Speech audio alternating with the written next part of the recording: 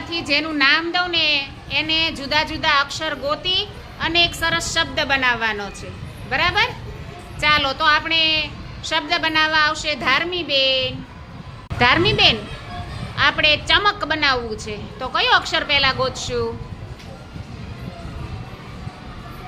કયો અક્ષર પહેલા લખશું અને ગોતશું? જે પહેલા ગોતીએ ને એને જ પહેલા લખવાનો. Very good. ચ.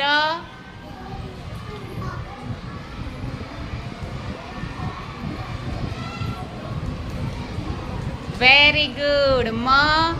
અને હવે કયો અક્ષર આવશે? ક. ચાલો ઈ ચ, મ અને ક ને સાથે ઊભા રાખી દો બાજુ બાજુમાં. કયો શબ્દ બની ગયો? Very good. જો જ્યારે ચમક લખાવું ત્યારે પહેલો અક્ષર કયો લખવો જોઈએ? ચ, પછી મ અને પછી ક. Very good. ધાર્મીબેન માટે તાળી પાડી દો ભાઈ.